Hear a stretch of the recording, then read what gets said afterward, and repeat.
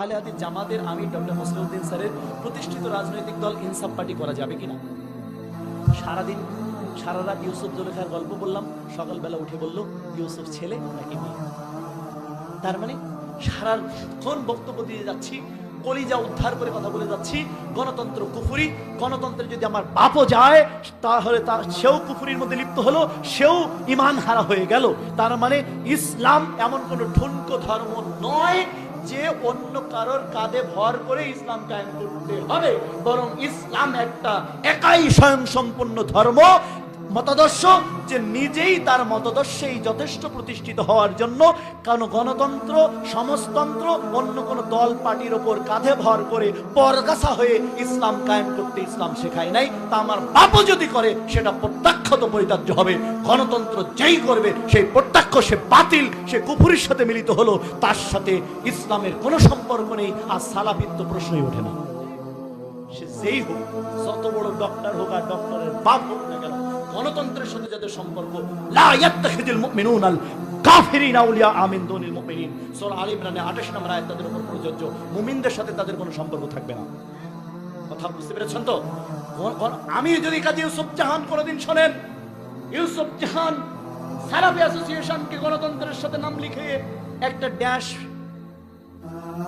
পার্টির নাম দিয়া একটা প্রতীক নিয়ে নির্বাচনে অংশগ্রহণ করেছে, সেই দিন ইউসুফ জাহানকে মুশরিক বিবেচনা করে তাকে প্রত্যাখ্যান করা আপনাদের জন্য ওয়াজিব হয়ে যাবে।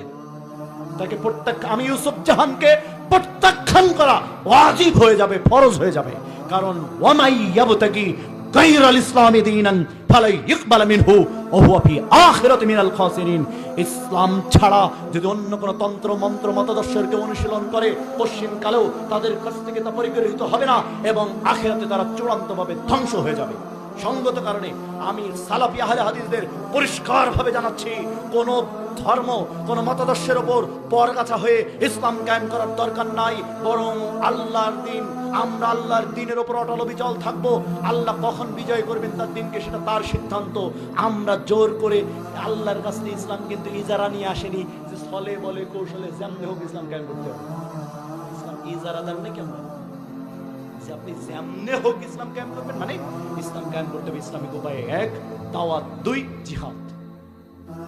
এর বাইরে কোনো ইসলামের কোনো অংশ নেই কায়েম করা। 1 2 এ ব্যাপারে আগামী দিন আলোচনা করবো, দাওয়াত এবং জিহাদ কিভাবে হবে। দাওয়াত আবার আমাদের দলের তাবলীগ একটা দল রয়েছে, সমস্ত জিহাদের আয়াতগুলো আর হাদিসগুলো সব দাওয়াতের মধ্যে ঢুকে। এরা হলো আর এক মুশরিকের গোষ্ঠী। দাওয়াত একটা ভিন্ন প্ল্যাটফর্ম, জিহাদ একটা ভিন্ন প্ল্যাটফর্ম, মনে রাখতে হবে। মনে থাকবে তো ইনশাআল্লাহ আমার ভাইয়েরা। এই জন্য ইসলাম কায়েম হবে দাওয়াত এবং জিহাদ। তাহলে গণতন্ত্র, সমাজতন্ত্র, অন্য কোন তন্ত্র মন্ত্রের মাধ্যমে ইসলাম কায়েম হবে না। আমরা তাদের সাথে যাব না, পরিষ্কার বক্তব্য।